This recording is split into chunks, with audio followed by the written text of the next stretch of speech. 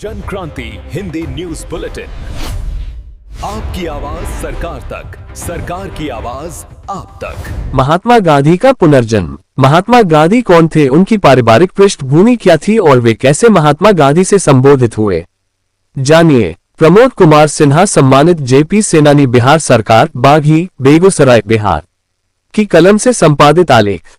Jan Kranti Hindi news bulletin, कार्यालय, news desk, Bharat. Mahatma Gandhi, जिनका वास्तविक नाम मोहनदास करमचंद गांधी था, जहां एक पिछले जन्म में गांधी जी बड़े ही कुलीन परिवार और प्रतिष्ठित तथा बड़े ही अमीर परिवार में जन्म लिए थे, वहीं इस जन्म में गांधी जी बड़े ही गरीब जन्म में पैदा हुए। जाति के ब्राह्मण हैं और वास्तविक रूप से हरियाणा के निवासी हैं। इनके पिताजी श्री कन्हैया जी ब्राह्मण कुल में जन्म के बावजूद हलवाई का काम करते थे। बाबाजी के नाम से प्रसिद्ध विजय वत्स है, जो एक मेडिकल के स्टूडेंट थे। ये बात कोरी कल्पना नहीं, सोलहों आने सच है कि महात्मा गांधी का पुनर्जन्म भारत जैसी पवित्र भूमि पर हो चुकी है, जो अब एक प्रबुद्ध संत है और भगवान के आदेश से पुनः इस भूमि को उद्धार हेतु कृत संकल्पित है। आइए सबसे पहले हम महात्मा गांधी को पूर्ण रूपेण समझने का प्रयास करें। वास्तव में इस बात को अच्छी तरह समझ ले कि महात्मा गांधी कौन थे, उनकी पारिवारिक पृष्ठभूमि क्या थी और वे कैसे महात्मा गांधी से संबोधित हुए। महात्मा टाइटल कैसे पड़ा और कौन से कर्म उन्होंने किया जिसके कारण मोहनदास से वे इत्र हटकर महात्मा गांधी का नाम से वे प्रसिद्धि के उच्चतम शिखर पर पहुंच गए। महात्मा गांधी, जिनका वास्तविक नाम मोहनदास करमचंद गांधी था और इनका जन्म स्थान गुजरात प्रांत के अनर्गत पोरबंदर नामक स्थान में 2 अक्टूबर 1869 ईस्वी को अत्यंत धनाढ्य परिवार में हुआ था, जहां उनके पिता करमचंद गांधी काबा गांधी मुख्य रूप से पोरबंदर रियासत के राजा के दीवान थे और बाद में वे राजकोट व वाकानेर के भी दीवान रहे। वे अपनी ईमानदारी, कूटनीति और सिद्धांतों के लिए जाने जाते थे। वे अपने कर्तव्य के प्रति पूर्ण समर्पित थे, जिसके कारण उन्हें कई बार कठिनाइयों का सामना करना पड़ा। पोरबंदर रियासत में वे राजस्थानिक कोर्ट के सभासद, राजकोट के दीवान थे। बाद में कुछ समय तक वाकनेर के दीवान के उच्च पद पर प्रतिष्ठित थे। महात्मा गांधी की शिक्षा पोरबंदर और राजकोट, गुजरात में शुरू हुई, जहां उन्होंने पढ़ाई की और अल्फ्रेंड हाई स्कूल से मैट्रिक किया। फिर भावनगर के सामलदास कॉलेज गए। इसके बाद वे 1888 में कानून की पढ़ाई के लिए लंदन गए और यूनिवर्सिटी कॉलेज लंदन UCL से वकालत की शिक्षा ली, जिसके बाद इन्हें टेम्पल से बैरिस्ट्री की डिग्री हासिल की और 1891 में भारत लौटे। भारत लौटने के बाद वे वकालत मुंबई में शुरुआत की। उन्हें असली पहचान और बड़ा काम दक्षिण अफ्रीका में मिला, जहां वे एक सफल वकील बने। महात्मा गांधी बिहार के चंपारण जिले में नील की खेती करने वाले किसानों पर हो रहे अत्याचारों के खिलाफ उनकी मदद करने और न्याय दिलाने के लिए आंदोलन की शुरुआत की, जिसे चंपारण सत्याग्रह के नाम से जाना जाता है।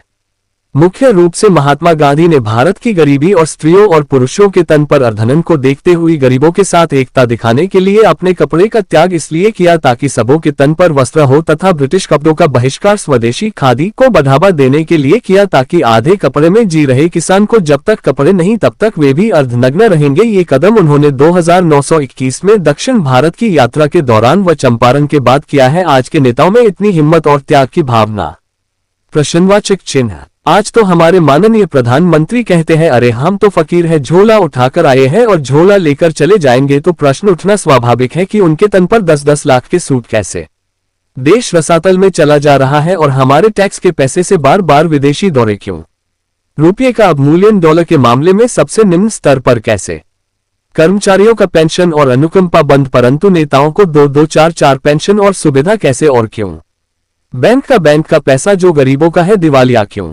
बैंक से कर्ज लेकर और बैंक को दिवालिया बनाने वाले उद्योगपतियों को विदेश भागने का मौका क्यों? जिस नेताओं पर भ्रष्टाचार का गंभीर आरोप, पुनः उच्च पद, विधायक, सांसद, मंत्री का पद क्यों? गंभीर आरोप होने के बाद पुनः सत्ता पाने हेतु रेबड़ी देकर वह स्वच्छ कैसे?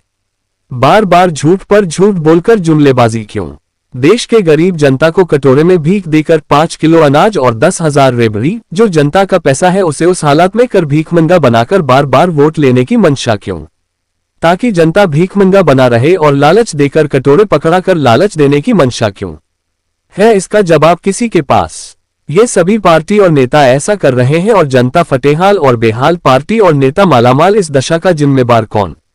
संसद में गंभीरतम विषय पर चर्चा न कर नाना बिंदुओं पर भटकाने की व्यवस्था क्यों? प्रश्नवाचक चिन्ह। यारो, जिस भ्रष्टाचार हेतु आपातकाल के विरुद्ध हम शरीके छात्र जो जेपी आंदोलन में जेल गए, आज ठगे हुए महसूस कर रहे हैं। विद्यार्थी जीवन का वह स्वर्णिम क्षण जेल की सीखचे में बिताने वाले के आंखों से अश्रुपात हो रहे हैं। 2-4 को छोड़कर सभी जार जार आंसू बहा रहे हैं, जिसका भुक्त भोगी मैं भी हूँ। जिस भ्रष्टाचार मिटाने हेतु हम जेल गए हमें भी घुस देने के लिए प्रत्येक बिंदु पर मजबूर होना पड़ रहा, आखिर क्यों? क्या जेपी समक्ष इसलिए हमने कश्मक खाई थी? जेपी सेनानी सम्मान योजना पाने वाले अपने हृदय पर हाथ रख कश्मक खाकर बतावे क्या इसके लिए भी प्रत्येक टेबल पर घुस देना पड़ा है या नहीं?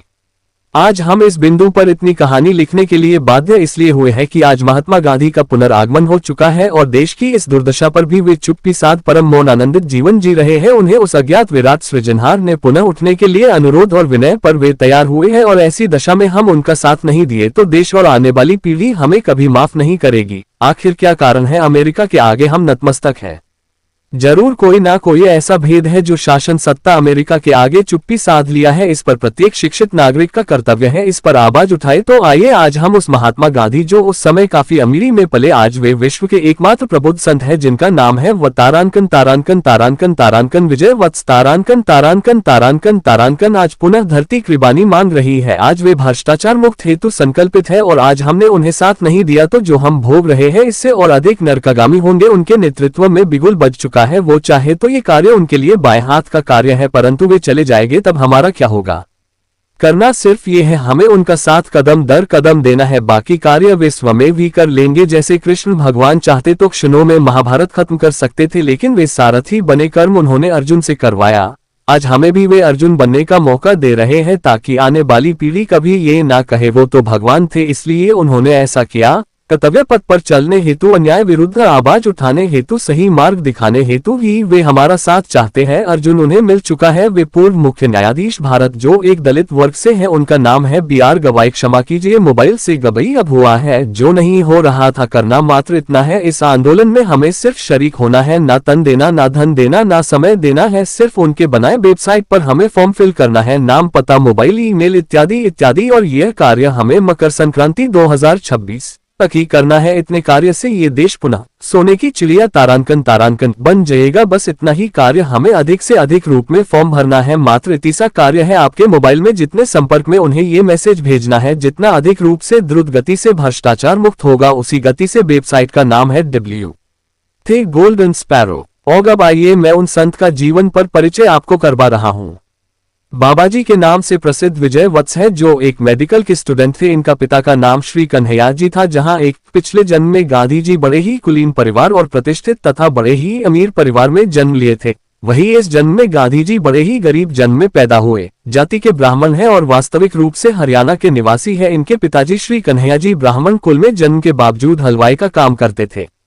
बाबाजी उर्फ विजय वत्स के पिताजी हरियाणा छोड़कर पंजाब प्रांत के अंतर्गत भटिंडा से लगभग 30 किलोमीटर दूर गीदड़बाहा में बस गए। पूज्य श्री बाबाजी विजय वत्स का जन्म दिनांक 11 अगस्त 1952 है। ये 7 भाई बहन थे, 2 बहनें और 5 भाई। माताजी का नाम गंगा देवी था। इनके पिताजी माताजी दोनों संत प्रकृति के थे और हलवाई यानी मिठाई का इनका दुकान प्रसिद्ध था। मिठाई का दुकान होने के कारण बचपन इन्हें अपने सर पर दूध हाथ में दूध लाना करीब 8-10 किलोमीटर से लाना पड़ता है। इनके पिताजी में आस्तिकता ईश्वर के प्रति इतनी अधिक थी कि कोई नुकसान होने पर भी वे प्रभु की भलाई और कृपा ही समझते थे। एक बार अत्यधिक बारिश होने की वजह से इनका घर का छत गिर गया। उस समय बाबाजी समस्त भाई बहन बहुत छोटे थे। सुबह हुई तो इनके पिताजी लड्डू ले आए और गली में लड्डू बांटने लगे। इस पर सभी लोग हैरान हुए और कहने लगे ये कोई खुशी का मौका है जो आप लड्डू बांट रहे हैं, आपके मकान का नुकसान हुआ और आप लड्डू बांट रहे हैं। तो इनके पिताजी ने तपाक से जवाब दिया कि मौका तो खुशी का ही है, ये क्या कम है, मेरा सारा परिवार सही सलामत है, प्रभु की अनंत कृपा है कि किसी को कोई चोट नहीं लगी। इनके पिताजी 5 भाई थे और सभी बहुत शांत और नम्र स्वभाव के थे। पिताजी को कोई गाली भी निकाल देता तो वे शांत रहते और हाथ जोड़ लेते थे। बाबाजी विजय वत्स बड़े ही होनहार, प्रखर और तेज विद्यार्थी अपने जीवन में रहे। इतना ही नहीं, सभी शिक्षक इनसे इतना प्रभावित रहते थे कि इनके शिक्षक छुट्टी पर या बीमार भी होते थे। पूरे क्लास को पढ़ाने की जिम्मेदारी इनके सर ही होता था। कॉलेज लाइफ में ये बड़े ही तीव्र तीक्ष्ण बुद्धि के थे। प्रोफेसर इनको काफी सम्मान और मानते थे। ये मेडिकल के छात्र थे। इनके सबसे बड़े भाई अमेरिका में बस गए, वे एक डॉक्टर थे। इनके एक और भाई गीदड़बाहा में ही गोल्ड मेडलिस्ट बच्चे के डॉक्टर थे। इनकी भी तमन्ना थी मैं एक अच्छा डॉक्टर बनूं। इनके कॉलेज में एक दिन भाषण प्रतियोगिता था और कॉलेज स्तर पर इनका चयन भाषण हेतु चयन किया गया। भाषण का विषय था तारांकन तारांकन, साइंस एंड गॉड तारांकन तारांकन।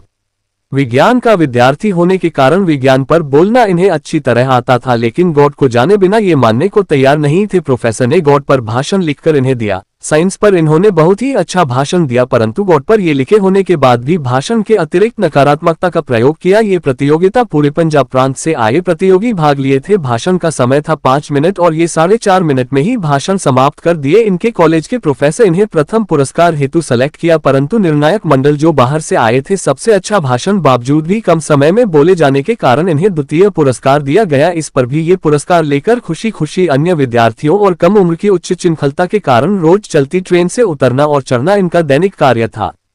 उस दिन भी ट्रेन से उतरना चाह रहे थे, परंतु ट्रेन की गति धीमी नहीं थी और ये पैदान पर बैठे थे। इन्हें ये पता ही नहीं था प्लेटफॉर्म ऊंचा है जिससे इनका पैर कट जाता और प्राण पखीड़ू खत्म हो जाता। किसी ने जोर से आवाज लगाई, विजय पैर ऊपर कर लो। इन्होंने नजर इधर उधर दौड़ाया, कोई दिख नहीं पड़ा। तब तक प्लेटफॉर्म आ गया और किसी अदृश्य शक्ति इन्हें उठाकर प्लेटफॉर्म पर पटक दिया। ये बदहवास हो गए, कौन मुझे फेंका, किसी को इन्होंने नहीं दिखा। यहीं से इनके जीवन में बदलाव हो गया। कॉलेज जाना बंद, दुकान जाना बंद, दिन रात यही सोचते कि वह कौन सी शक्ति है जिसने मेरे जीवन को बचाया। चूंकि भगवान नहीं होने पर इन्होंने काफी तालियां बटोरी थी। जीवन का सबसे अहम सवाल यहीं से उठ खड़ा हो गया और ये ना घर के ना घाट के हो गए, कहीं इन्हें मन नहीं लगता था।